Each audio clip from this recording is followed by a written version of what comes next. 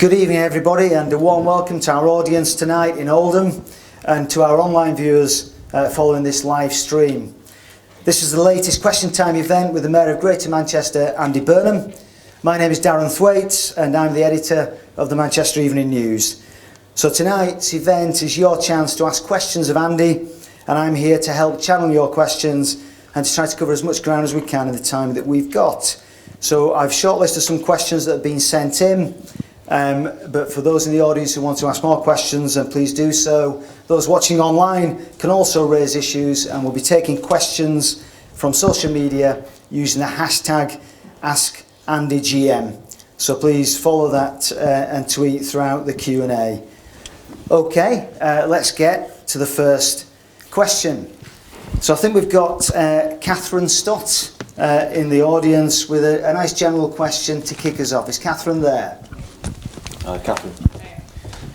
What do you feel are Oldham's key issues that need tackling at the moment, and how would you go about doing this? Okay, good one to start with. Firstly, can I thank you, Darren, for sharing this tonight, and thank everybody for turning out. It's nice to look out on a full house in a great venue like this. Thanks to Oldham Library for having us. We've got the Deputy Mayor with us tonight, Baroness Beverly Hughes. Got the leader and chief executive of Oldham Council. Thanks to Sean and Carolyn for coming. The chief constable is also here. So all the difficult questions, you can see what I'm doing here. I can field them off over in that direction. Got Bob Morris from TFGM, Leon from Greater Manchester Fire. So it's not just me. We're here with a good team to obviously listen to everything that you've got to say. So what do I see as the key issues? Well, there's a number, aren't there? There's a range of issues. So let me see if I can pick the top couple. I think crime and antisocial behaviour has been a big issue around the town. Jim McMahon, Debbie Abrahams raised that with me in the summer. Issues around Metrolink, and you know, we've got to get a grip on those things. They're very much immediate. They affect communities very directly. I was very grateful to Chief Constable Ian and his deputy Ian Pilling. At the request of myself and Bev, conducted a bit of a focused operation on Metrolink over the summer, and a number of arrests made, and we hope some reassurance to the community, because we realised that there had been a growing issue there around confidence. So that was a kind of very immediate and quite topical issue. Looking more to the big challenge, there is a challenge of regeneration, isn't it, in the Oldham economy. I think the council's doing a great job with its aspirations for the town centre here. It has changed quite a lot in the last few years. I've seen that, and Sean and I will be launching the Town Centre Challenge initiative in Royton tomorrow. So obviously there's an issue about the whole of the borough benefiting from devolution. So bringing in new investment, be it in housing or also in employment, is a big issue, and that's something that we've got to work with the council on. But if I kind of come to the thing that I would say is at the very top, for me it's about young people. It's about the young people of Oldham and their hopes, their dreams for the future, and kind of lifting their sights really, and showing them that Greater Manchester is a place that is there for them, that we're both improving their borough, but we're hopefully connecting them to the opportunities that are out there. One of the things that has most struck me since I became mayor is a survey that was done here, partly here, but also in Rochdale as well, where we asked young people whether they had hope for the future. I think they were year 10s that we asked, and it did bother me that around 40% of those who responded to that survey said they didn't, which is, I think, a big change actually. Even when I was growing up in the 80s, I think it was tough, but people would have had hope. And I think there are a lot of young people who are just left behind by the school system. I think it doesn't connect with them. It's all on the university route, and we've really got to do something about that. Because I think if you don't have hope at 15, 16, going into your later teenage years, then a lot of other issues come as a result of that. So I really want to work on that issue. It's why I'm very passionate about delivering the free bus pass for 16 to 18-year-olds that I've talked about. I think it would have a big impact on this borough. I want to bring through our plans for a UCAS system for apprenticeships, so that we can then give young people the ability to travel, connect them with the opportunities, and I think those things are really very, very important. So I've just given you a few things. It's a broad question. I could talk a lot more about housing and other things that the borough needs, but I think it's there is an issue about reassurance on crime and antisocial behaviour. It's really, really important that we get the inward investment into Oldham in terms of regeneration, but lifting the kind of sights and the hopes of the younger generation. I would say those things are absolutely the top of my agenda. So I guess, Andy, just on that, could you maybe explain to the audience what one of the frustrations that I'm sure you feel sometimes is that what powers do you have to influence that as elected mayor? So it's a good question, Darren. I mean, over the last 18 months, because it's coming up to 18 months since I've been in post, and the truth is I do have a lot of influence. There's a big budget that is effectively devolved. Obviously the transport budget, police, the health service we have with devolution here. So there is a big amount of public spending that we can influence. As of April next year, the adult skills budget comes to Greater Manchester. So we've got a significant amount of power. But take another issue that I didn't just mention, transport. It's a big challenge at the moment. The buses don't work properly for people. They're expensive. We can't integrate them with our Metrolink ticketing because of the deregulated nature of the bus system. And it's been a revealing thing for me, and Bob and TFGM know this because we're almost daily talking about how we can improve the transport system. It feels to me that devolution has given me a voice to challenge the government on transport, and I have been doing that on trains over the summer, you may have seen. But I don't actually fully have control of the levers, if you like, to make the transport system work better. So I'm going to have to work at that, and we're going to have to get more power under our control so we can make the transport system both work properly but integrate more between buses, trains, Metrolink. At the moment, we can't have an Oyster card like they have in London because all of the modes of transport are run differently. The trains are, as we know, run nationally. The buses are deregulated, so they can largely do a lot of their own thing. The bit we do run is Metrolink, and we are improving Metrolink. We're moving to a contactless payment system for Metrolink in the new year, and a zonal system which will give people more for their money when they travel. But the feeling I've got 18 months in is I don't actually have all the levers to change and improve transport as I'd like to, and I think it's a real barrier in the way of a lot of people in this borough and around Greater Manchester, the cost and the poor nature of our public transport. Well, I think on that theme, we've got a question from Andrew Halstead, a very specific question about transport. I think there's some roving mics, guys, if you just wait for those. Okay, thank you. I wanted to ask the Mayor, what are you going to do to protect the interests and the livelihoods of people in Mosley and Greenfield who currently are struggling to use the train service provided by TransPennine, which is so frequently cancelled or turned back at Staley Bridge? It's affecting people's livelihoods, it's affecting their ability to do their jobs, to get to work, get home to pick the kids up. People are saying that they're going to have to move house, change jobs, or even give up the train and they're driving instead. Yeah, and I think there's some evidence that some people have done that already, isn't there, over the summer. God, it's frustrating because I set up a meeting going back to the early part of this year for commuters from both stations with the train companies and Transport for Greater Manchester because of the fears that people had about the new timetable. Little did I know at the time what was going on. The time there wasn't an unorderly consideration of the timetables. We know it was absolute chaos, and as you say, commuters from your area have been very heavily hit, not just in the loss of services, but in the poor quality of what then was provided.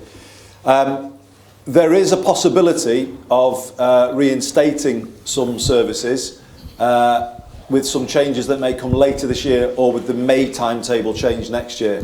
I think that's right. I don't know whether Bob, I am right about that, aren't I?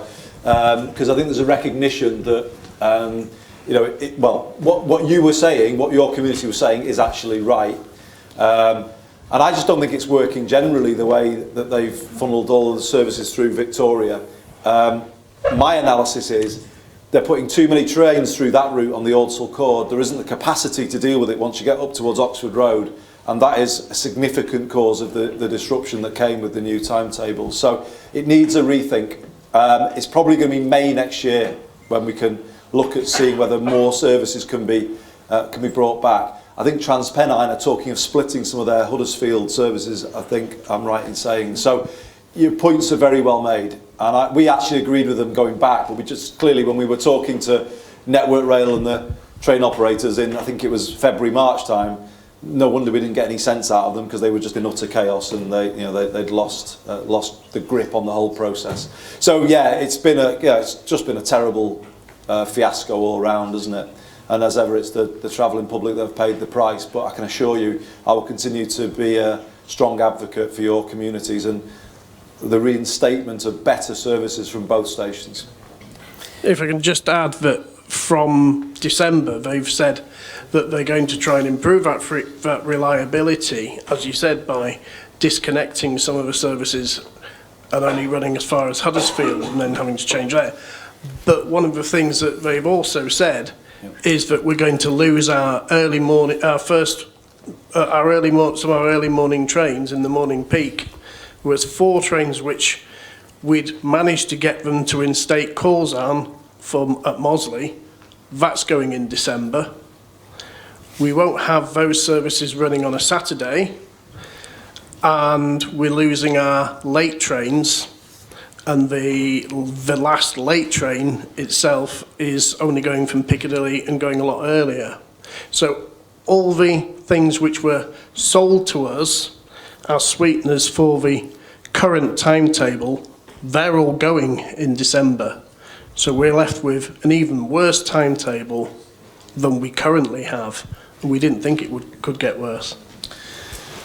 Well, that's worrying to hear that, and I think Bob is taking a note, and we'll pursue that, because as far as I'm concerned, that isn't agreed. There may be proposals, but I don't think that's agreed. So we'll take that away, and if you leave your email with us or something, we'll make sure that you get an answer, because it might be, or if they are going to do it, it might be temporary to get back to a better position as of May 2019. But anyway, that isn't acceptable. Greenfield particularly is a crucial station, isn't it, for people living in the, let's say, the eastern side of this borough, and we cannot have it diminished in the way that the train, suiting themselves, if you like, stopping services to suit themselves, which is not acceptable.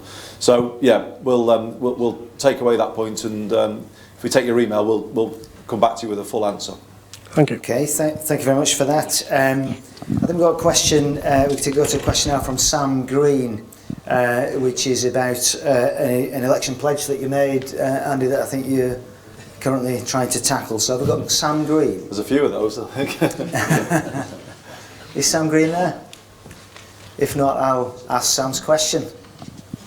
Well, Sam says, upon your election you promised to end rough sleeping in Greater Manchester by 2020. Yeah. Recently you've admitted this will likely not be achieved. Aside from the bed every night, which may alleviate but does not solve the hardship of rough sleepers, what are you currently doing to end not only rough sleeping but homelessness in all its forms? Well, it's the right question to ask, and it wasn't just a pledge, it was let's be honest, it was the top pledge. It was this thing I said I would put most of my personal energy behind, because, well, quite honestly, it's not acceptable that anybody spends one night out on the street, as far as I'm concerned, because if you spend one night out, your health is damaged, not just your physical health, your mental health as well. And I think if Greater Manchester stands for anything, it's a place where we try and catch people before they fall, isn't it? And we don't allow anybody to fall through the net and end up in the doorways. So, I've not actually, it's a challenging pledge, I've acknowledged that. And some of the policies are out of my control. Whatever the government does on universal credit, makes my challenge even greater, but I have no control over that. They are doing that. Carolyn, the Chief Executive of Oldham Council, has been really clear about what universal credit did in this borough as a pilot for universal credit. It saw a lot more people ending up in housing arrears because of the delays in people being paid, and all of that was fed back to the government. They just didn't listen, unfortunately. They're ploughing on with the implementation. However, don't think when you hear that I'm just making excuses. I believe, in fact I'm confident, that we can deliver the manifesto pledge of ending the need for rough sleeping in Greater Manchester by 2020. We are, hopefully, when we're here tomorrow in Oldham for the Greater Manchester Combined Authority meeting, going to ratify a significant escalation of our response. In this coming winter, we will effectively do what I said in the manifesto, which is end rough sleeping over this coming winter. We're launching a campaign called A Bed Every Night. And we believe that we've got the money to fund it. I don't know if you saw in the wonderful Manchester Evening News today on the front page, we've had a major boost to the campaign. I've been talking, any City fans in the audience tonight? One or two? An Oldham fan, I think, over there, but none, actually. But what a great man and what a fantastic gesture, Vincent Company, dedicating his testimonial year at City to the Mayor's Homelessness Fund and the campaign to end rough sleeping. I mean, it is a fantastic thing, isn't it? Yeah. And we hope that will bring significant funding into our pot to help deliver this promise. So that's what we're going to do. We are going to offer a bed every night. And actually, the thinking behind it is informed by what we did last winter. What happened last winter was we decided to improve what we did, but offer a bed every night when the temperature went below zero. So in law, you only have to do it for 3 nights on the run. But last year we decided to do it every night when the temperature went below zero. But the learning of it was, if we were honest, is it didn't work particularly well, because some nights people were in and then some nights out, and it was quite a confusing way of providing the support. And one of the faith sector, Ian, who's the Reverend at the Manchester Central Methodist Church, he told us that when the beast from the east came and there were 14 nights on the run, they made a much bigger difference then than when they were doing it revolving door, in, out. You know, it was a big benefit to have people in the same place, and then they could signpost them on to the other support that's out there. So a bed every night comes from that, and we think it provides the first stable platform for people to get into a place where they can begin to stop worrying about where they're going to be staying and focus on themselves. And then from there, we'll be able to refer them to some of the other schemes that we've got. Our social impact bond, which is basically a home plus support. So people then can move from the respite provision, the bed every night, to a home plus support, and be more likely to make a success of that because of the provision that they've had earlier on. We're also about to go out to tender for our Housing First scheme, an £8 million Housing First scheme, which is an enhancement of that social impact bond. You know, it's the simple premise that if you give people a home and add in some mental health support, some addiction support, and other benefit, people can then really begin that journey away from the streets. So the truth of the matter is, we've got a very comprehensive strategy that's been worked through with our 10 councils, other public bodies, the voluntary organisations, and we're ready to go, to be honest. We've thought through the whole thing. We've obviously got big backing coming through from not just Vincent, but we've got amazing public support behind what we're trying to do. We're lining up all public, private, voluntary organisations behind this plan, and I think we're going to do it. But we'll do it obviously if everybody gets behind it. So I'm more confident than ever actually tonight that we can do it. Obviously, partly because of the news we've had in the last 24 hours. But that's what's amazing about Greater Manchester. No one here, in my view, is the kind of person who just walks on by on the other side. I ask people to get behind this campaign. They are getting behind this campaign. Businesses are coming forward too to help. And finally, we've got a plan. Everyone's behind the plan, and we've got a real chance of making it happen. And just imagine what that message that will send out about Greater Manchester if we do achieve it.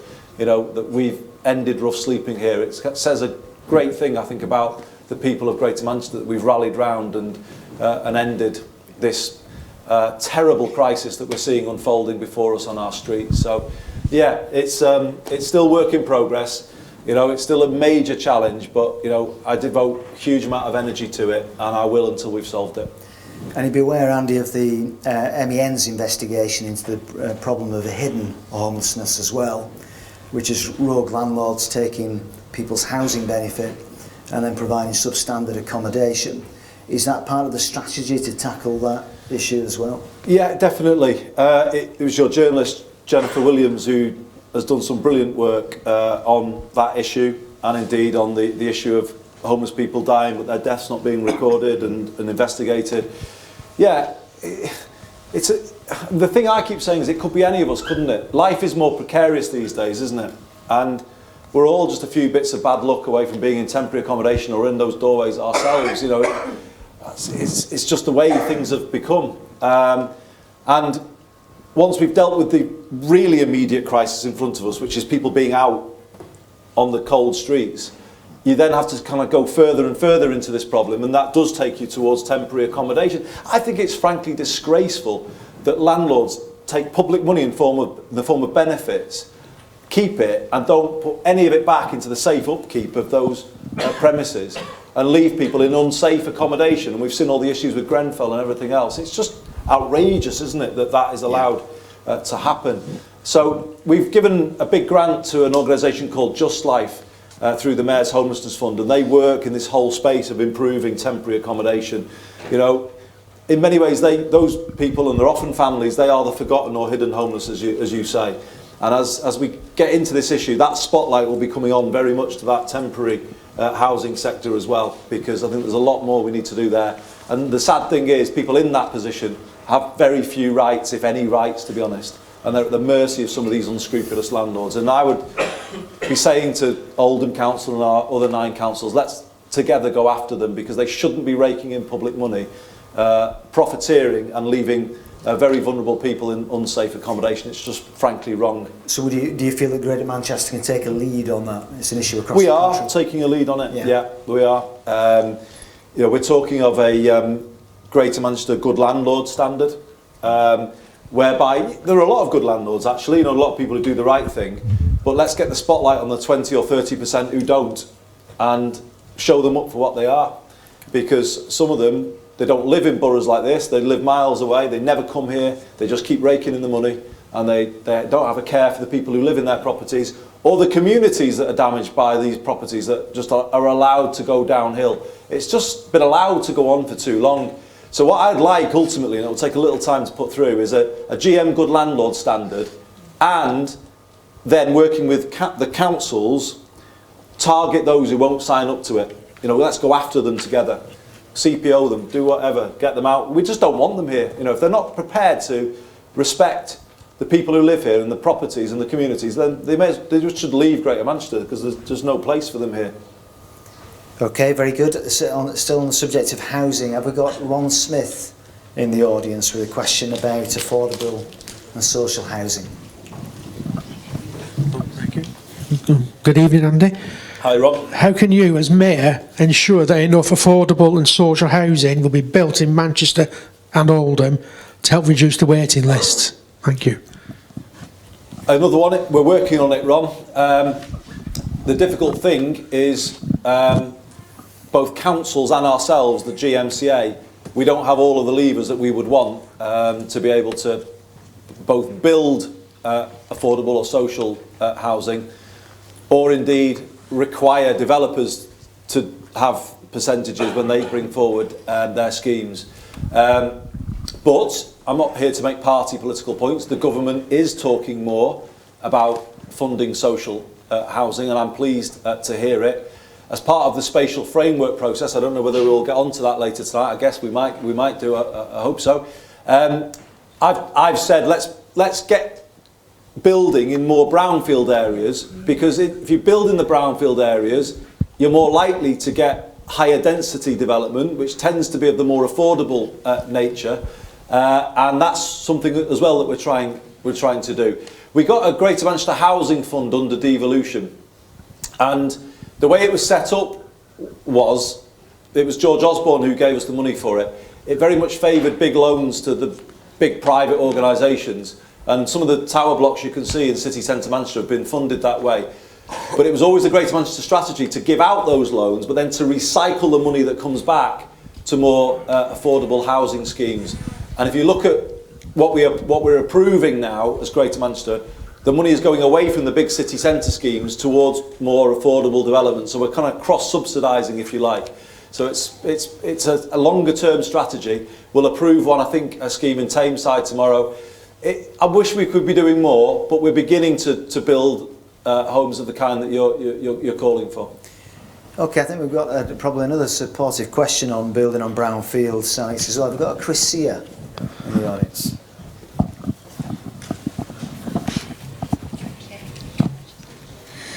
Oldham Council has recently submitted an application to demolish the derelict and dangerous Hartfield Mill in order to build new housing.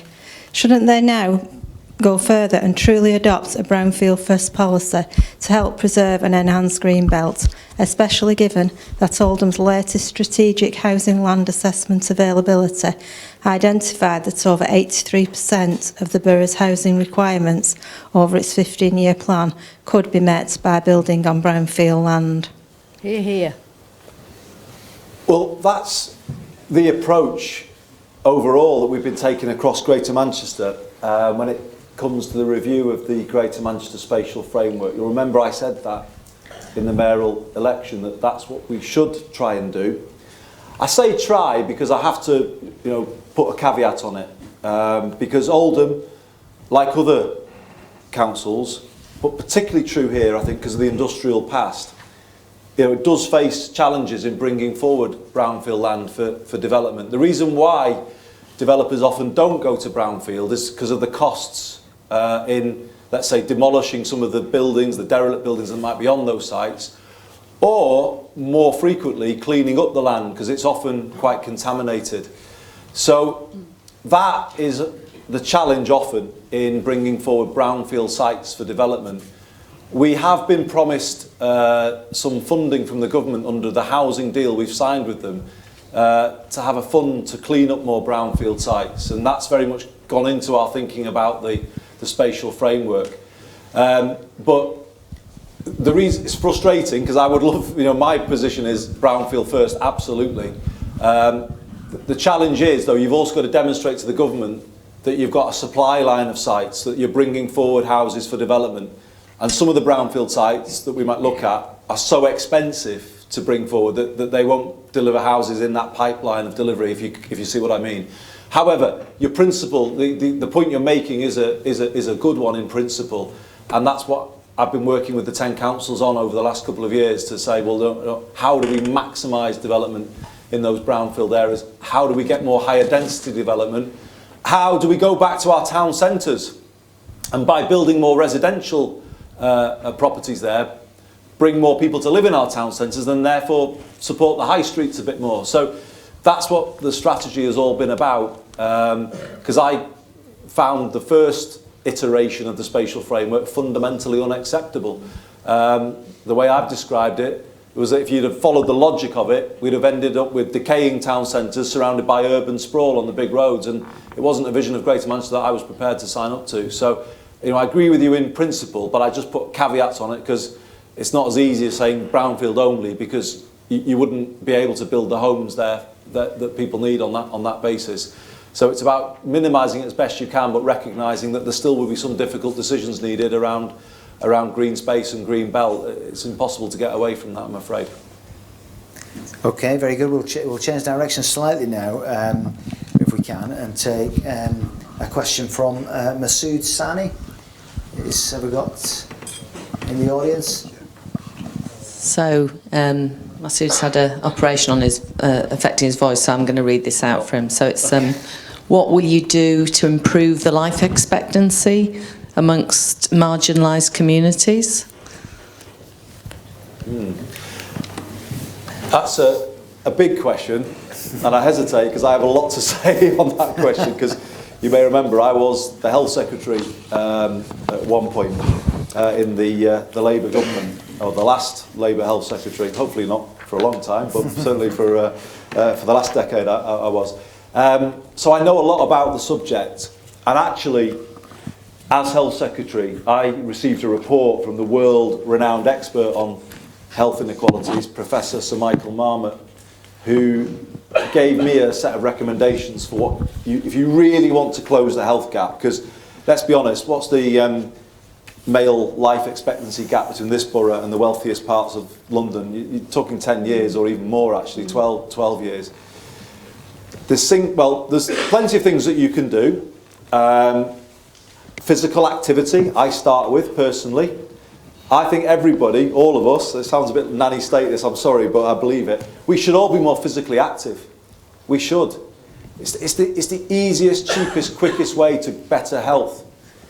You know, if we're doing more physical activity, we just feel better about ourselves and more able to make decisions about healthy diet, cutting down drinking, smoking.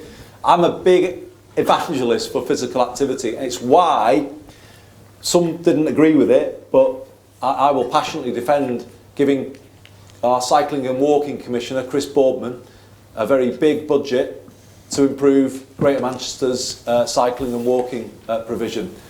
There's just no reason why we can't all be doing a lot more if we put in place the facilities that people can use. So he's got £160 million to begin with. And also the thing about that, of course, is that rather than blowing £160 million to create a little extension to Metrolink that benefits one small community, I'm saying, well, we can spend that money in all 10 boroughs. And in the first wave, I think Oldham had 2 schemes, I think, under Chris's plan, the B-Lines plan. So that's one answer, and physical activity, according to Michael Marmot, is a big way in which you can make an immediate impact on people's life expectancy. And I want Greater Manchester to be the most active part of the country. But the long-term answer goes back to what I was saying before in answer to the first question. If you look back in that report in 2010, the single biggest effect on lifetime health is whether young people leave formal education with a sense of hope and purpose for the future. If they don't, they are much more likely to have a lifetime of poor health. So that is why I've always argued for a much greater investment in young people. And it's not just young teenagers, if you like, it's also about primary school. So in Greater Manchester, about a third of kids arrive in reception class not school ready. That means they don't have basic language and social skills to be able to make a good start at primary school. So I've been saying for a long time, you've got to get that number down. We've got to invest in those first few years of life to get all kids up to a level at primary school, whereas they can swim the minute they get to primary school rather than sinking and falling behind. And I know it's kind of long term and I know it's challenging, but that, if we really want to close the health gap between Oldham and the rest of the country, you've got to invest in school readiness to get kids up to a certain standard before they get to primary school, and then you've got to invest in kids in terms of their life chances beyond school. You come in by all means if you want to. Mike there. I agree with you that we need to invest in young people, but also people over 55 shouldn't be just chopped off at the knees. There was a power-assisted exercise suite at Bury Leisure Service. 120 people post-stroke attended it. They shut it. And do you know what we were recommended? Walking, football, yoga and tennis. If I could get up and down for yoga... How is your football, by the way? In 2 years, rubbish. But it's like, the older people are not... And 120 virtually OAPs or disabled just couldn't go to any exercise and keep fit. So what's the answer to that? There is an answer. I mean, the first thing I would say is... and I am potty trained. It's both, of course, isn't it? So when I was in the government as both Culture Secretary and Health Secretary, I brought through a scheme, free swimming, for under 16s and over 60s. I don't know if you remember it. Because I think you do need to help people stay active, particularly in those age groups. And sadly, the government cut that as well. It's always an easy thing to cut, isn't it? It's always... But 10 boroughs in Greater Manchester where the municipal pools do not provide hoist. So how do we all get in and out? it's a good question. Now, I'm not going to be unfair to the council because obviously, to be honest, every council is cutting, unfortunately, because of the financial predicament that they're in. But there might be an answer. And my answer is this. how about in the health service, when people go to see their GP, you don't just get medication all the time. How about using health devolution, we move to a system of what I would call social prescribing, where instead of just putting people on more and more medication, you give them exercise referral or nutritional support. Yeah, but I want to see more and more of it. I would like the health service to be spending the money to put hoists in the pools and helping people get physically active. Going on, setting up walks for older people. Walking football's good, by the way. You should get your husband into it. Yeah, but I'm a big believer in it, and I don't think cuts like that make sense myself. I think that, but I do think the health service needs to step up and help councils, because they spend a lot of money, kind of patching people up and paying for medication, when actually they need a bit of a culture change to say, no, get on the front foot, get people active. It doesn't just improve physical health, it improves people's mental health too. It did. 50% of the 120 of those attending, you only get 6 weeks physio post-stroke under the NHS. So 120 people to go to that class. And 50% of them have got some speech and movement back. And they're all chatting and talking, so they're meeting at other times, having a social input as well. Yeah. So it's not just the activity, is it? It's the network that you get and the company and all the rest of it. I agree with you. And it frustrates me sometimes that those things are seen as an easy target, whereas we keep on paying for... If someone is trapped at home on their own, they'd have to have social care and medication. And that's like paying for failure in some ways, isn't it? Because you're paying to have somebody trapped in their home. No, I think across Greater Manchester we're all buying into this, but we need to see a bit of a change, I think, in terms of the health services approach, if I'm honest. It's a bit late though, because we're not going to reopen the things that have closed and gone. Well, I don't know. Don't say never. On the subject of health, that's quite important. Any other questions there? I think we've got one.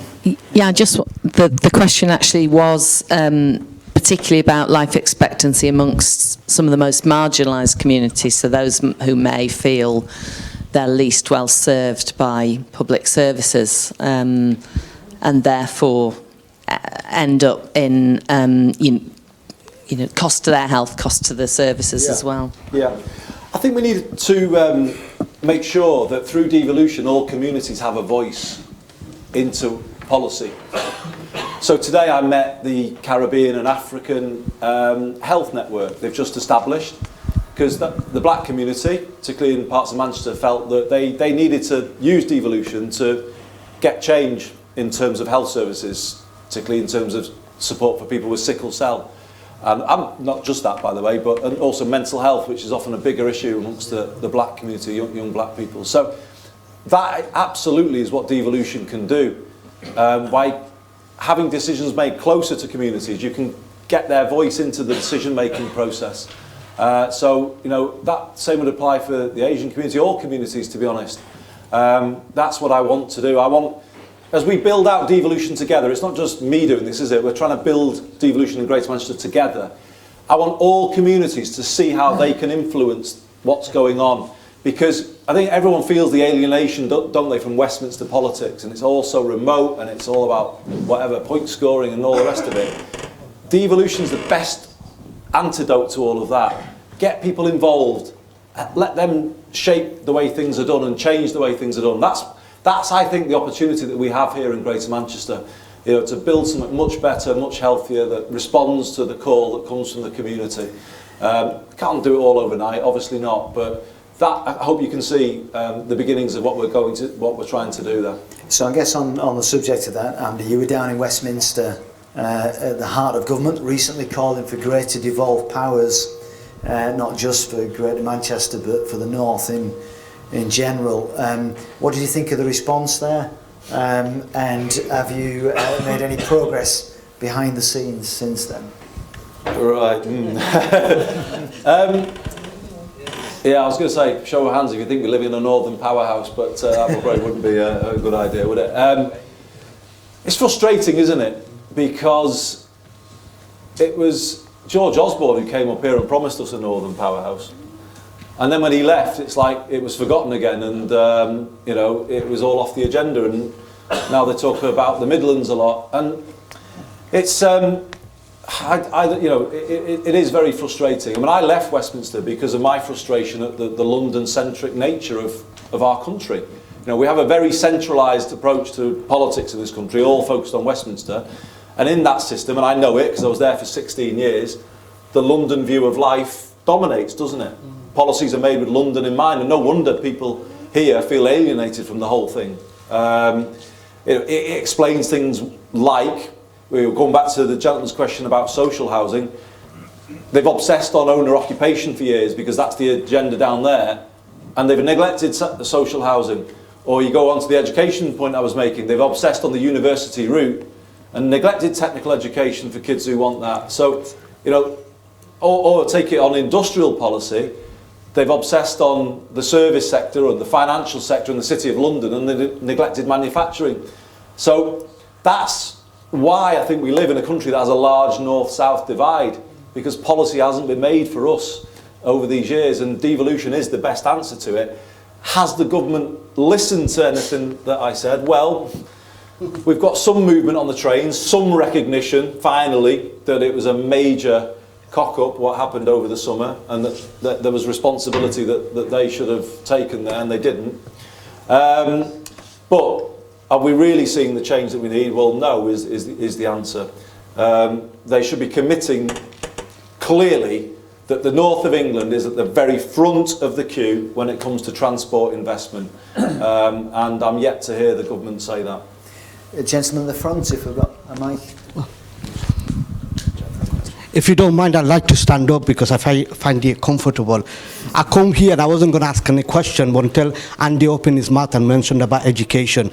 I'm passionate about education, and I believe education is a passport out of poverty. I came to this country when I was 12 years old, and if it wasn't for education and EMA, I wouldn't have been where I am, going to university, and my family would have done it. Yeah, definitely I benefit with them. But currently I live in one of the most deprived area of England, Werneth Ward.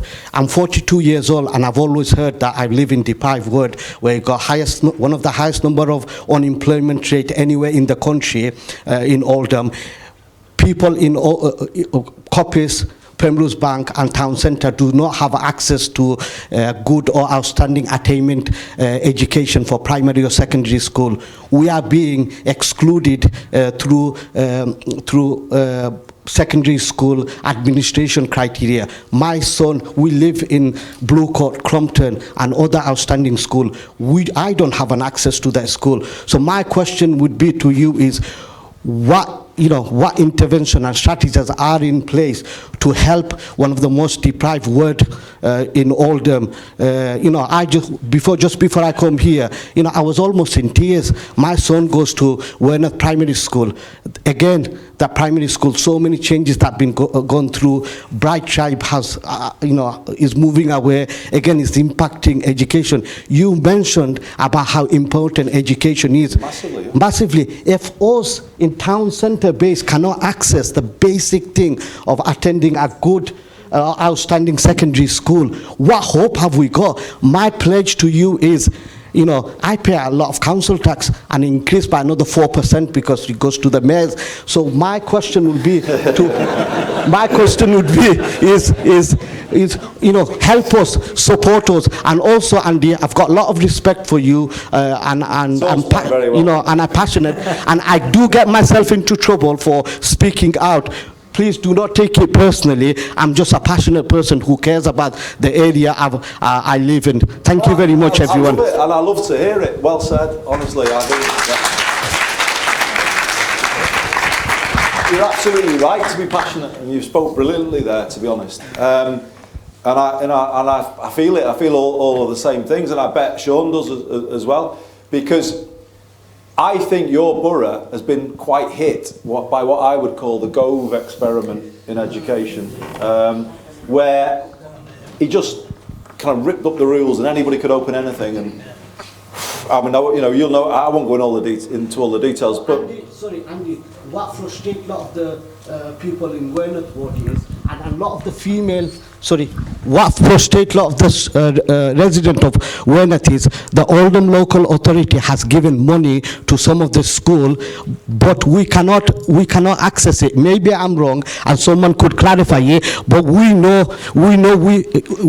at this moment in time, my son is in year 6. The only school I've got available and I can apply for is Oasis Lisbrook. I am being whether it's discriminated or whatever you call it. I'm not good with English, so please do not mind if I use that word.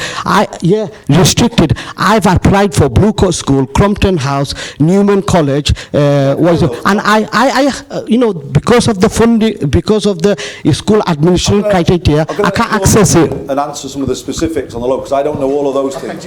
Just to say before he does, what I was getting at though is councils have had the education role taken away from them, to be honest, as we've gone towards academies and free schools. And I do work in a secondary school. yeah, but we would like to have devolved control of education, but we don't, and nor does the council anymore. All right, thanks Andy, and thanks for Maroof. I did want to get the opportunity to speak to you about this in person, and it's presented itself this evening, so that's fantastic. Not in the forum that I anticipated, but hey-ho.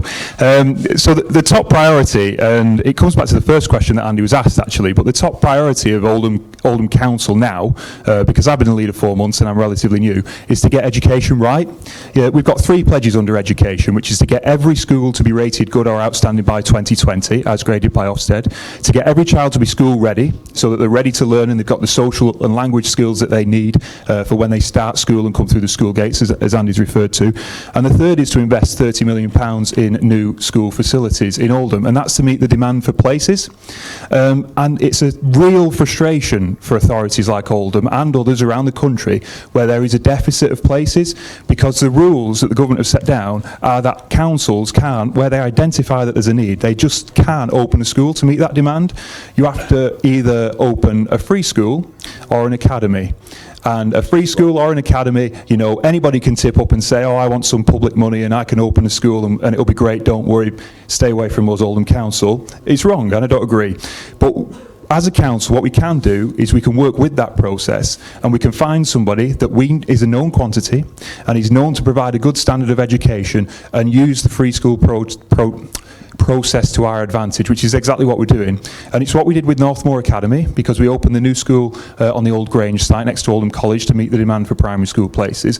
And it's what we're going to do for a new secondary school in the town centre. And we're working with a locally based academy sponsor who is going to open a school that will be accessible to the people on the doorstep. I know there are things on social media, I know there are things elsewhere that suggest otherwise, but it will be accessible to the people that live on the doorstep. And the point about the council giving money to schools, I think you're referring specifically to Blue Coat, and it's a Church of England school. We have given money to that school for it to expand, but a condition of that was that they changed our admissions criteria, because you're right, it was a school in the centre of Oldham where a lot of the people that live around that area aren't necessarily the Church of England faith, but they changed our admissions criteria so that it took in more people from communities that don't follow that faith, and so that they could attend. They have, that's true. And that's what the admission policy of the new school as well will be the same. Well said, Sean. I just want to just very quickly add another point, if I could, and I know the gentleman wants to come in on the third row there, but just to add, you know, I agree with everything that's been said. I believe passionately in comprehensive education that is locally accountable to the community, and we don't have that at the moment. Angela Rayner, Shadow Education Secretary, has been talking about that this week, and I think she's really right to talk about that. But you mentioned EMA. Now, I don't have a budget to bring back the EMA, nor do I have powers to tell schools what to do. However, I come back to the first question. I am trying to find a budget to pay for a free bus pass for all 16 to 18-year-olds. And I do believe that policy could have a really positive impact on this borough, because it would send a message to every young person here that there is something for them at the end of school, that they can get to an opportunity, a study opportunity or a work opportunity. And I'm driving TFG, I'm a bit mad with it, but I'm afraid I'm going to carry on driving them mad with it. The reason being that, in my view, could really help lift people's aspirations and improve their life chances. And I'm going to carry on with that until we've got that policy in place. Can I go? We just had a gentleman waiting very patiently on the third row there, so I'll just take a question from there if I can. It's a social housing, Andy, again. You know what I mean? Because you spoke about it maybe about 5-6 minutes. Listen, there's no such thing as affordable housing, Andy. The Manchester's got to stop building these skyscrapers and putting the money into affordable housing. Affordable housing, like 130,000 upwards, that's on the council estate where I come from. They knocked down 1,200, like it was 1,300, you know what I mean? What was social houses then? Yeah. They built hundreds of these barns, but the trouble is, I'm a gardener. And I mean, for years, like I was a youth worker like for 30 years, and when I'm doing the gardens with these new houses, I see people from the community, they're renting them. It's crazy, and they're paying like £400 or £500 a month now. Like if you've got a minimum wage, or you're on the social, and you've got to find £50-60 a month out of your social money, like to pay that landlord. So, this nonsense of, baking Manchester, yes, they want to be a big city in Europe, they're a big powerhouse, the engine, but you're forgetting a couple up, like the people behind you, the carriages. They're all getting pushed to the sidings, and, we've really got our grip now, because up where I live, there's people saying stuff, which is wrong to say, because they see in homes and they say, oh, this is going on and that's going on. To get me, like, they're bringing this in and that in. Now, but I hit backwards, well, when they arrive in Dover, the first place they say is, can we go to Langley? They don't. They get put over the country. But Andy, just answer the question in terms of whether we've seen the glistening skyscrapers in Manchester. Is that a good thing for the city? Or would you accept that it's widening the divide, I guess? I was just trying to say before, it was the way this fund was created. So the rules that were set for the Greater Manchester Housing Fund basically prioritised that kind of development, the kind of way in which the funding was used.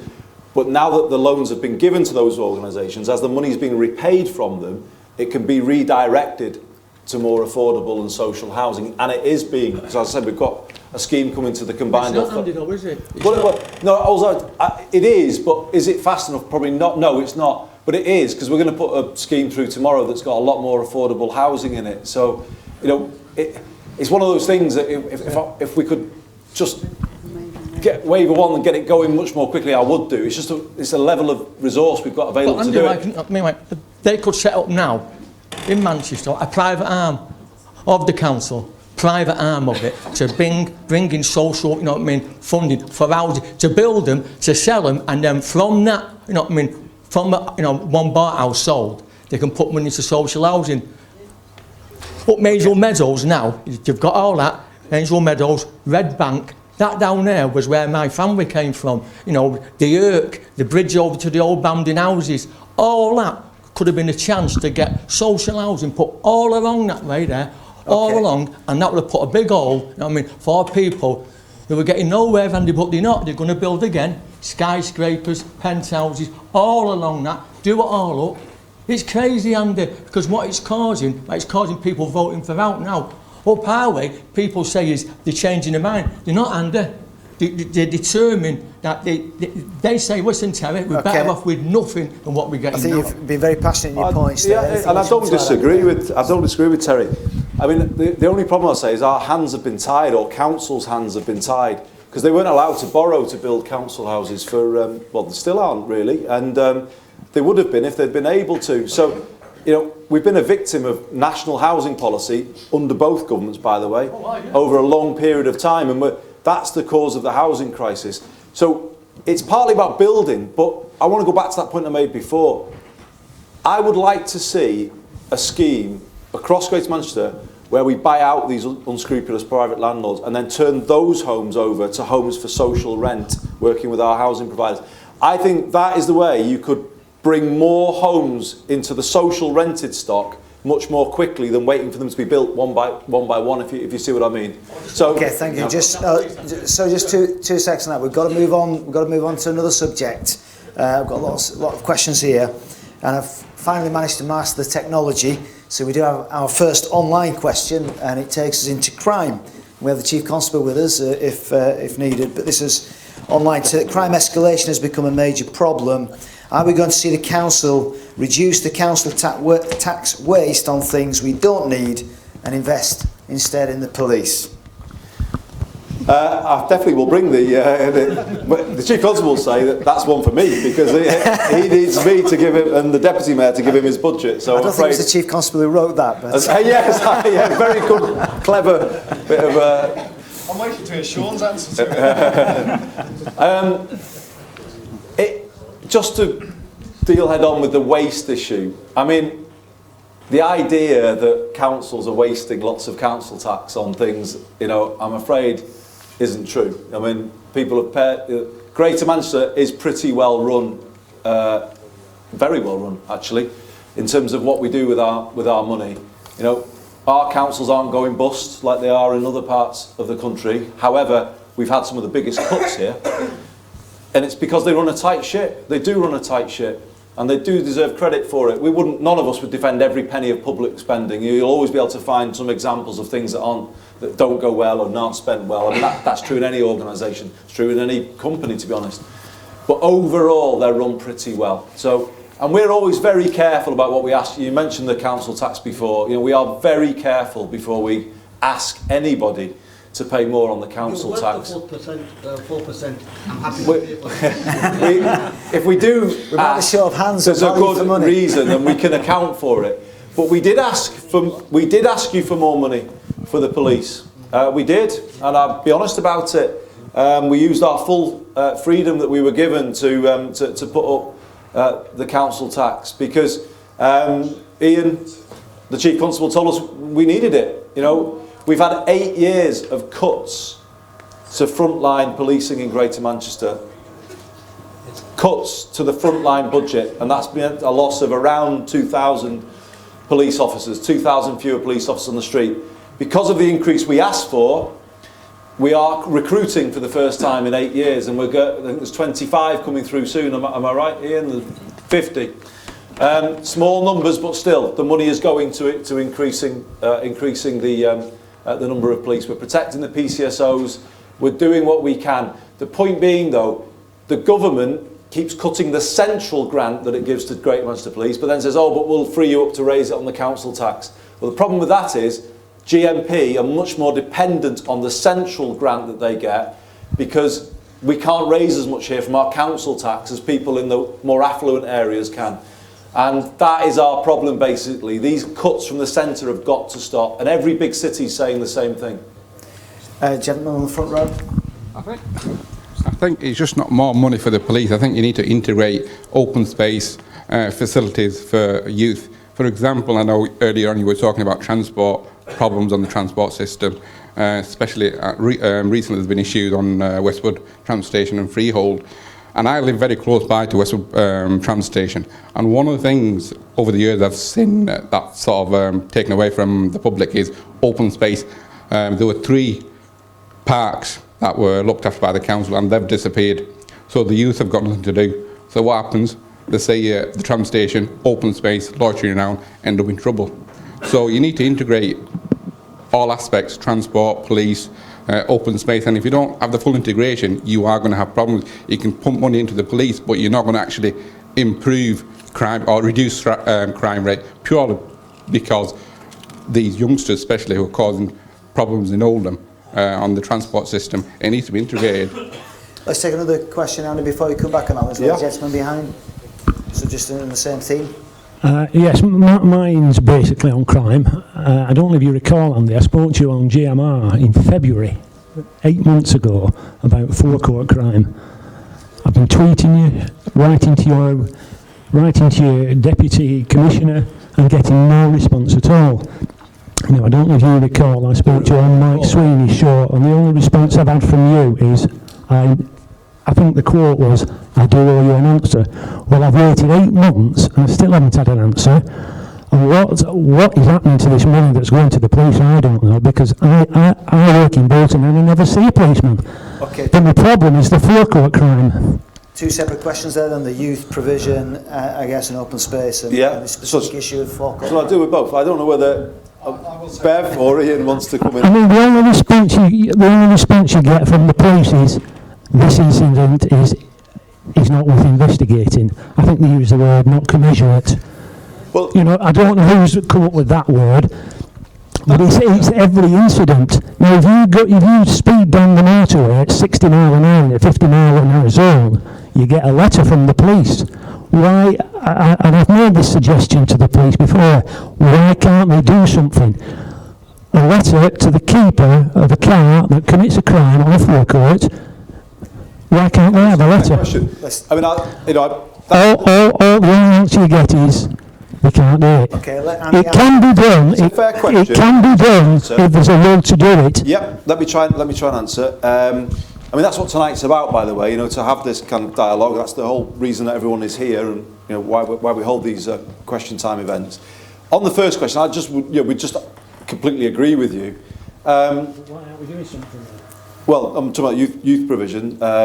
It's clear that the more you offer young people out of school hours, you know, that is going to help, isn't it, to give them something more constructive to do. You've got it's Madlow, isn't it? It was one of the youth centres here, one of the on-side centres. I just came through the foyer. There's the youth theatre company, I think funded by the council. I'm not aware of any other council actually who funds a theatre group for young people like that, and I think that's a brilliant thing. I'm just a big believer that we should, you know, I've been said in the answer to the first question, young people, youth services, career services, sadly have been a priority for cuts, target for cuts basically, nationally, going back for a long time. And when I stood to be mayor, I said, I want to reverse that. I want young people to be the priority for investment. And I'm straight about that. I am trying to find money to improve services for young people as best I can, because I recognise the truth of what you say. If young people don't have hope, then they go into do the things that you're talking about. And as I've said at the beginning, too many young people in this borough, not because of anything the council's done, it's more a product of national policy. Too many people are growing up without hope of where they're going to go. And that is a recipe, I think, for crime and antisocial behaviour. So I agree with you. It's just that we're trying to reverse through devolution and neglect. You know, let's just remember what happened 2010. And it's true, a lot of promises were made to older voters at that election, or we'll protect the free bus pass and this, that and the other. They cut the EMA, they cut the Future Jobs Fund, they slashed the career service, decimated the youth service, trebled tuition fees. You cannot build a strong society on that basis when you're kind of pulling the rug away from the younger generation. I would love to be able to put all of those things right. I haven't got a budget for it, but I'm trying to with some of the things that I'm doing.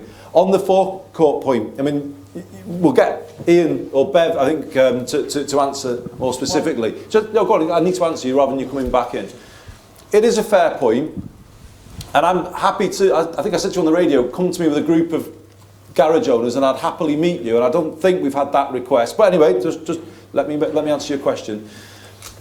When you have 2,000 police officers cut, there is a consequence in terms of your ability to prosecute every crime. And that's the position that we're in at the moment. It's not about making excuses and saying, I know the Chief Constable, he'd want to do every single crime in Greater Manchester, but you know, when you are losing 2,000 officers, I'm afraid something has to give. And the sad thing about it is, it emboldens the criminals, doesn't it? When they know the police haven't got the capacity that they used to have, it gives them more feeling that they can commit more crime. And these police cuts have gone way too far. I don't know, Bev or Ian, if you wanted to add anything to that. I'll just say a little bit about the general approach, and then perhaps Ian, you could talk about the response to those kind of crimes and how you prioritise them. Andy's right, you know, with 2,000 less police officers and 1,000 less PCSOs, the police have had to prioritise where they send police resources. And the way they try and do it is to prioritise those situations where there's a real threat or harm, or the person who's had a crime committed against them is very, very, very vulnerable. That doesn't mean we're not bothered about crime against businesses or forecourts in particular. And what we're doing in relation to that is an awful lot of work with some of those businesses to try and help them prevent that kind of crime happening in the first place. So there's some pilots going on at the minute. We're working with 10 businesses to test different ways of trying to prevent people being able to, come and take petrol and drive off.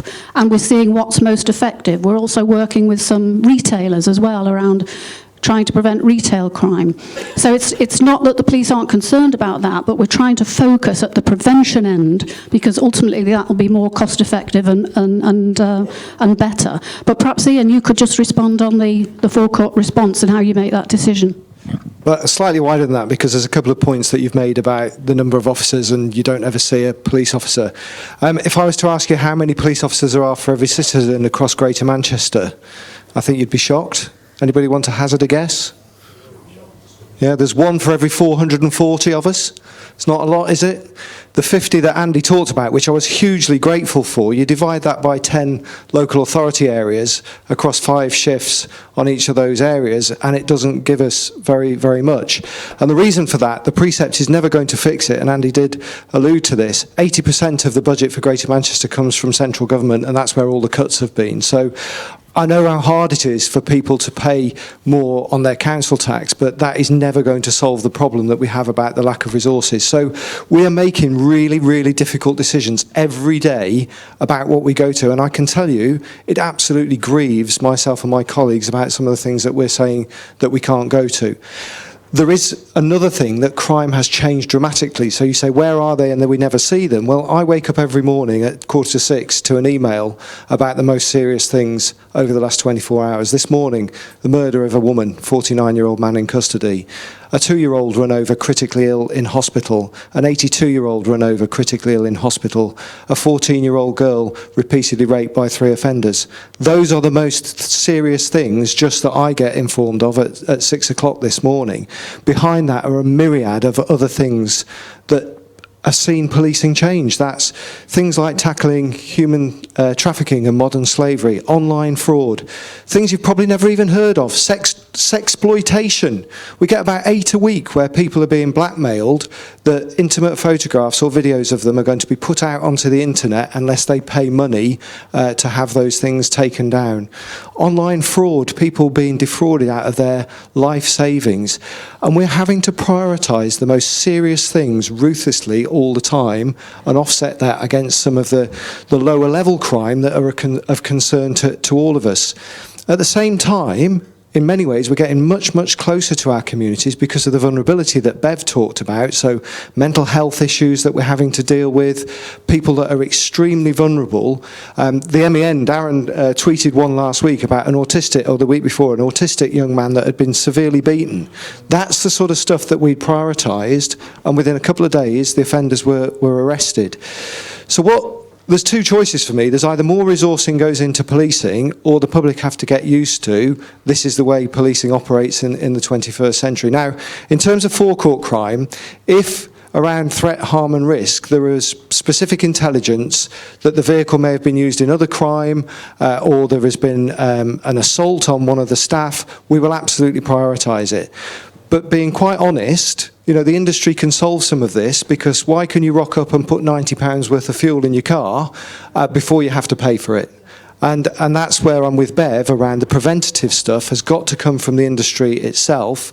And if there is associated intelligence or crime with the specific drive-off, then we'll deal with it. Your letters, as a business, you can apply to the DVLA and get the registration number and write to the owner yourself. I, frankly, don't have the resources to be able to do it.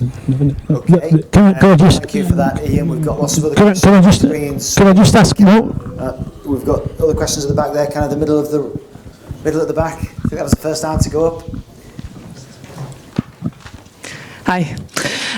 You've already talked a little bit about the increasing demand around local democracy, especially with the remoteness from Westminster and devolution as a real opportunity for that. There are a lot of different mayoralties actually throughout Europe which are experimenting with different forms of direct democracy, such as participatory budgeting or citizens' juries. I wanted to ask if this is a priority for you, and if so, whether you consider doing something similar for it. Just as an example, in Barcelona they found that getting citizens involved in helping to set a budget both helped with increasing the participation of the most marginalised communities, and also also just came up with some really good solutions. So rather than us always sitting here and asking you about what to do about a variety of problems, perhaps those problems could come from the communities themselves. Yeah, no, that's a brilliant question. And that's why I started by saying, oh, it's so good to see so many of you here tonight, you know, because it really is, you know, people are interested in what devolution might mean. Because I think we all, I know this might sound odd when you look at me in a suit and like Westminster politician, you may remember when I was down there, but I became increasingly disillusioned with Westminster when I was within it. And you may not think that. You may think, well, if you're a politician, you love that system. Well, I didn't. I worked on Hillsborough, people may remember. And when you kind of come face to face, when you're trying to advocate for the northwest of England against a system that actually doesn't care, and if it could carry on ignoring you, it would do, it's quite a kind of depressing experience, to be honest. So, you know, I left it, and I'm glad I've left it. I feel kind of energised having left it, actually, to be able to have discussions like this tonight where we're talking about issues, and people are rightly pushing me on affordable housing and young people and crime, and, you know, that's right, it's how it should be, rather than all the kind of point scoring and all the rest of it that comes with it. But the question is, can we really then do something to kind of, rather than just make it be a different form of kind of politics where it feels a bit remote, actually do something. So the principle we've adopted in Greater Manchester is not quite the things you've mentioned, but I'm not against them, I'll come back to that. Let's do with people rather than do to people. So homelessness, I have built a network, a movement of people across Greater Manchester through the Greater Manchester Homelessness Action Network who are building the strategy. It's not all, I'm not saying all of these things, and these ideas have come from them. And we have a meeting about once every 3 or 4 months where we have about 100 organisations in the room, and they're debating the strategy and developing the strategy. And that is amazing, to be honest with you, to be part of that and to see that developing. And that is what I would call participative democracy, which is the thing that you're talking about. I think we could extend it. You know, we could develop it further to giving communities budgets, or even somebody mentioned marginalised health groups before, or whatever it might be. I'd like to take it even further. The thing about devolution of power is when you get power down to this level, you can open it up to people. And that's why devolution is the right thing. It's the best answer to the referendum, in my view. A lot of people voted, you know, as Terry rightly said a bit before, people felt so powerless in the face of change. I don't think they were all about immigration in Europe. There was a bit of that, but they felt so powerless, no one listening, that they just kind of, you know, voted because they wanted to, you know, give the system a kind of real jolt. And I think the best answer to that is to say, right, devolve power, let people take more control of their own lives and their own communities. And I think urgently this country needs to embrace that. So I'd be all in favour of, you know, adopting some of the ideas that you're talking about. I've set up a youth combined authority because I want them to take ownership of these agendas. It's in its early days, to be honest. We're only 18 months in. There's so much further that this could go. But that's what I want to do. And I think we're beginning to build something quite meaningful. And we haven't solved everything in Greater Manchester. Please don't believe me. You know, I'm not here to pat myself on the back or everyone else on the back. We're doing some good things. But I tell you one thing: there's more positive energy flowing through Greater Manchester at the moment than there is throughout the rest of England. And we've got to keep that going and got to keep building this together. Okay, the lady on the third row. I want to go back to the policing issue. I've had quite a positive experience with the police twice in the last 18 months where I rang up about something that was happening. Obviously, it wasn't something I expected the police to come careering down the road at, but it was quite a positive experience that straight away they would tell me it wasn't something they would be able to attend, which I took on the chin. The next day, 9 o'clock, I got a phone call for the local policing team asking if I'm all right, giving me any advice that I needed. That happened twice on the 2 occasions that I've had to use the police service, and also a letter in the post with quite a lot of information, you know, directing you in areas that you might want to take up. So that is a good use of resources, and it doesn't impact on the policing on the evening. You don't have to have a police officer when they've got that backup. I don't know if anybody else has had that experience, but that is, to me, is a good use of the police resources. Thank you for that. Chief Constable looks happy there. That's a good no, thank you for saying it, to be honest. You know, genuinely, thank you for saying it, because, you know, my job, as well as challenging Ian or challenging Leon and his colleagues at the fire service or Bob, you know, I want to be a champion for them as well, because I consider myself very lucky when I look around the public sector in Greater Manchester. It's true of our councils as well.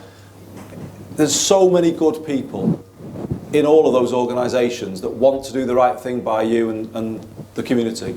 Okay, there's a couple who don't maybe, or want an easy life, but the vast majority, in my view, are really good people who really care about this place, and it probably frustrates them more than anybody that they haven't got all the resources to do everything that they want to do. But it's just really good when someone like yourself says that. We know we've got to improve, and the Deputy Mayor and I are clear with Ian that the 101 service has to improve.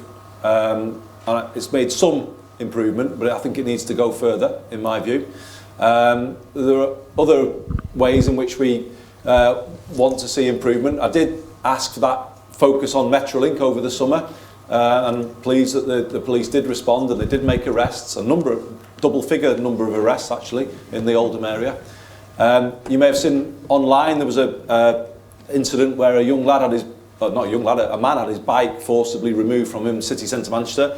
You know, sometimes things cause a real kind of ripple of fear amongst people, don't they? And I think they've got to be dealt with, and I did ask the police, and look, I think that does really need to be dealt with, and it was, and they arrested somebody and I think prosecuted somebody as well. So thank you for saying that. You know, it's a tough job that they're doing, but you know, we're well served given all the pressures they're under. Okay, Must be bad. Well, I've done one thing there, haven't I? I'll come to you in a second. With 10 minutes to go, I hesitate now, but I'm going to use the B word. We've got a Brexit question, I believe, from. I thought we were going to Mark. escape there. So I'm a bit brave doing this with 10 minutes to go. We could be in for a long night. Is Mark Wiseman in the? Oh well, there we go. Great minds think alike. Thank you, Darren. Can you please take a clear line on opposing the Brexit chaos that impacts on Greater Manchester and make renewed calls both within and outside Labour to get full disclosure of government studies on these impacts? For example, Trafford Council only last night, as you know, has passed a motion calling for a final say on whatever deal might or might not be available to us. Thank you. Thank you for your question. You know, I was just talking a moment ago about the dysfunctional nature of Westminster to the woman in the middle there, and the question she asked. So let me, for those who don't know, let me just give you this example to bring home to you just how appalling the way we run things in this country is at times.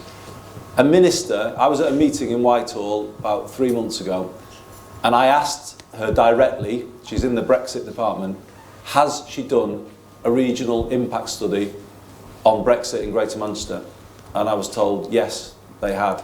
I said, well, can we see it, please? No, you can't. I mean, can you get your head around that? That they've got analysis sitting on a computer in Whitehall about what they are planning will do to us, and they won't share it. So you will see tomorrow at the Greater Manchester Combined Authority, I'm sure as you're all going to tune in and watch our proceedings tomorrow morning here in Oldham, but you will see me make that call from the chair tomorrow, and I guess other councillors will repeat it. But just to take it a little further in terms of a clear line on Brexit, I'm not at this stage one of those who are saying that, you know, we've got to go to a second referendum and all the rest of it. In my view, we had the vote, people voted in the way that they voted, and the right thing to do is to respect that and do a practical deal with Europe that both respects the referendum but maximises our access and our relationship with Europe. And what worries me is the government has mishandled it from day one. That both sides actually have been grandstanding, and I include Europe in that actually. You know, I thought it was pretty poor the way they treated Theresa May last week at that summit in Salzburg. I thought it was wrong, and actually I think it reminds people why so many people voted leave. And while the UK government's mishandled its response, I think so has the European Union. Both sides have been at it.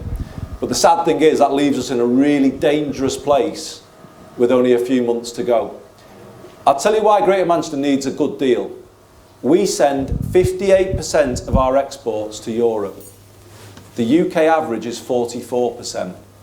So if we crash out without a deal, it will hit us harder than other parts of the country. And it will damage jobs, families, lives, businesses. It will damage us. So the take I've got is this. This is my clear line. I'm not sure whether it's the one you want to hear, but it's my line. We need a deal, and we need a deal that keeps our relationship with Europe, because that is the market for a majority of Greater Manchester companies. But we need to respect the referendum and respond to what people voted for. If we get to the point where there is no deal, and we are on that cliff edge of crashing out of Europe without a plan, then and only then would I consider the call for a second vote. Okay, lots of hands up there. Just in the top right, third row down.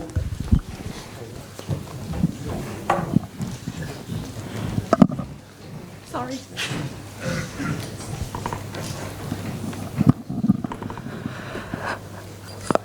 My question about ESOL classes, because I am refugee, behalf of refugee and asylum seeker in Great Manchester. When I arrived in this country, of course, English is not my second language, and I started to learn English. But ESOL classes is more or less the hours than 2 years ago.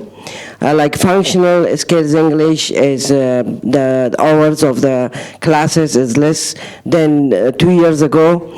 But when we apply for indefinite leave to remain in British passport, they ask refugee and asylum seeker to go for citizenship test, the history in the UK. If I'm not attended the classes, if it's not access in my life, how can I go for a big exam?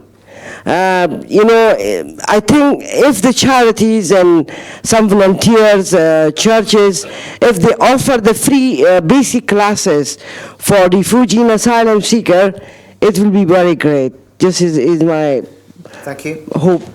Very good. You obviously had a very good English teacher, because you speak. But thanks, Marcy, for your question. Well, I can only agree with you. I mean, that is one of those cuts that have been made that is a complete false economy. If we're saying to people who come to this country, we want you to speak English, as we should say, but then we cut the courses that enable them to speak English and get citizenship and become a full, there's no wonder, is it, that we're kind of getting everything wrong. Greater Manchester's got a long and quite proud tradition of welcoming in refugees and asylum seekers. And that, in return, should give us a voice back to the government to say, you cannot and must not do this on the cheap. If we are to continue to work with the Home Office and accepting people here, you've got to do it properly, because it's only fair to those people who are coming in and the communities in which they live. The worst thing of all worlds is to do it all on the cheap, cut all the services to the bone. That isn't fair to anybody.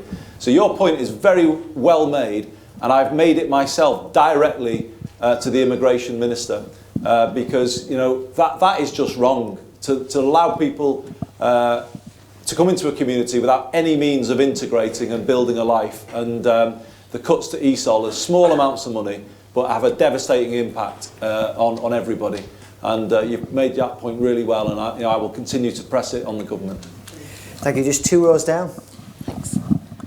In the MEN, there was an article about the GMSF and the next stage being delayed because of arguments with the local councils. When is it actually going to be out for the public domain? And do you stand by your no net loss statement that you did state before you got elected as mayor? Good question. Well, we never have arguments really with the councils. It's all. Well, a few, So, it's a difficult process, isn't it, agreeing this? So, we're in the final stages now, where we kind of, we're in the radical rewrite that I promised that we would do, and councils have been reducing the green belt take. So that process has been underway in my time as mayor, but we're getting to the point where we're hopefully going to bring a plan together. But I just need to tell you, a couple of things have happened that kind of throw a bit of confusion into the situation. Firstly, new population figures came out last week, and the figures that have been published by ONS, the Office for National Statistics, are unexpectedly lower than we thought they would be. But, and here's the second thing that's a bit confusing. So that's happened right at this stage, which is adds some confusion. But the second thing is, the government, not next week but the week after, are going to publish a new methodology for how you assess housing need, which then has to be applied to those population figures. So we still don't know what that figure will be, and here we are. We're in the process of trying to agree. So it has, I'm afraid, added some confusion just at a critical moment for us. Quite convenient, really. Well, not for us. To bring out new figures just before some. Well, to be honest, it's not convenient for us. And honestly, it's not convenient for us because we were getting to the point where we were about to try and agree a plan, and it's frustrating, to be honest with you, because it kind of throws things a little bit up in the air again. I'm not giving you a kind of a evasive answer. That's the reality of the position that we're in. On the no net loss, in the manifesto that I published, I said that I would set the aim of seeing whether we could have no net loss, which was if we had to take some green belt, could we redesignate elsewhere and offset and that kind of thing. And again, I've been working to that aim, but I never said I would. I didn't say, if you look back at my manifesto, that I guarantee there'll be no net loss. I didn't say that, and I've always said I recognised that there will be difficult decisions. I've asked them to get as close as we can to that, and I still am pressing for that. But I can't sit here tonight and say to you that I, promised guaranteed no net loss, because I never actually did do that. Okay, I'm conscious of time. Just to finish on that, I see you shake your head there, but that I've correctly represented the position. I am trying, though, and I continue to try, to minimise the take from Greenbelt. That is my position, but I am one of 11 people trying to agree this plan. Okay, lady at the back there, 4 rows down. Sorry, I just need to move on to the lady here. It's been waiting. Hello. My question is simple. I'm an EU citizen. We were talking about Brexit and everybody was booing. I don't have any opinions about pro or against Brexit. I just would like Greater Manchester to guarantee the rights of EU citizens in a question of no deal. This is important, although we are in a local authority, so it's more symbolic, but we see that Trafford has done it, Oldham Council has done it, Manchester City Council has done it. I would like the 10 boroughs to say that the importance of EU citizens. We are 60,000 employers in the NHS. I see friends of mine, nurses and doctors, who are moving out because they are afraid of the consequence of a no deal. I see other friends in education, professor at the University of Manchester, who are thinking to move out. Housing, I'm an architect, I work in the construction industry, so I know perfectly well what it will be like. It's not just a question of Brexit, I like it or I hate it. It's a question of the consequences for the people who live here. I got a British husband, 2 British children with dual nationality, and I would like to be protected in case of no deal.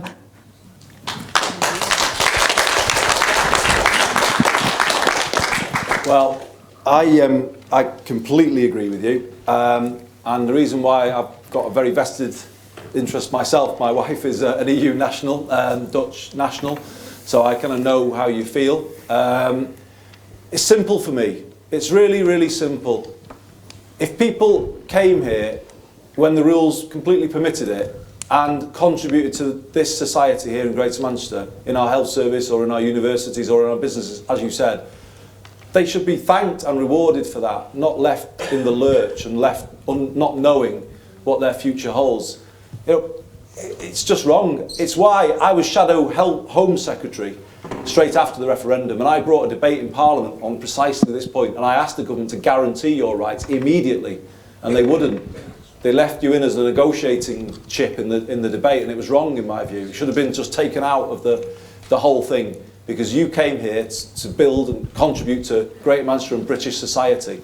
And the idea that we look as though we don't appreciate that and that we're kind of like is just quite frankly wrong. I remember a Polish community nurse coming to me in Lee when I was the MP for Lee, saying to me that when straight after the referendum, for a few weeks after, she was going out on her early morning rounds to deliver insulin to housebound patients across the Lee area, and one of her neighbours was shouting "Go home" through the window. You know, it's just wrong. You know, when people are here serving the public and contributing to our society, to still be left hanging, not knowing, is just disgraceful. So what I give you a commitment tonight is we will raise that issue tomorrow at the Great Manchester Combined Authority. I'll speak from the chair on it, and I'll reference the fact that you said this question tonight, because that's that kind of direct democracy that I'm believing in. You come here tonight for a reason to put a point over. I will then vocalise your point tomorrow. Well, thank you very much for that point. Thank you, Andy. I'm very conscious of time. We've reached the 9 o'clock. Thank you so much for your patience. I'm sorry I've not been able to get to everybody with questions tonight, but I hope that you've learned much tonight and had the opportunity to question Andy. I'd like to thank Andy for giving his time tonight to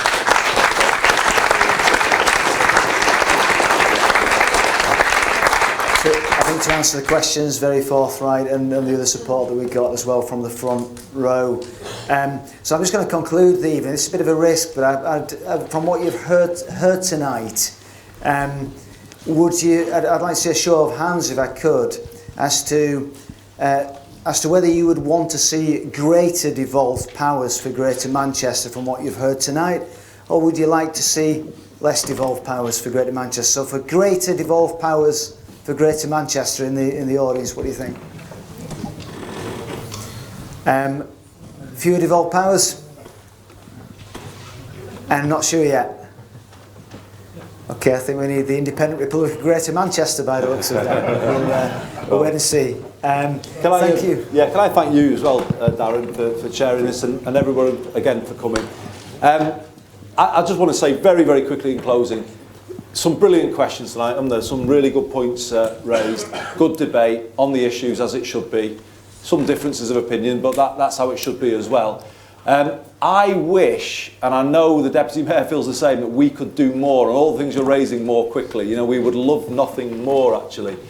And I also know that, you know, we won't get everything right and there'll be things you disagree with, but I do think, given where we are and everything we've been debating, this is our best chance, actually, to turn a challenging situation into something positive. So, you know, I'll take away some of the comments you said tonight and the points on crime, and that, you know, I will follow them up. But it's that point about participation, isn't it? Everybody having a chance to build this thing that we're building in Greater Manchester and get the voice of the North up there. You may have missed it, but together with the Mayor of the Liverpool City region and leaders in Leeds and Newcastle, we recently held the first convention of the North in Newcastle, where we got both sides of the Pennines together to start speaking with one voice. And that is a change that's coming. This country has been way too London-centric for far too long. And what is building here is the North beginning to fight back hard, speak with one voice. And I think, you know, that is a change that all of you can be part of. The more that we build this thing together, the stronger it will get, and the more we'll kind of rebalance this country in the way that it needs to. So just thanks for coming along. It's brilliant, honestly, to see so many of you here. And again, thanks to the library for hosting us, and to you. Thank you.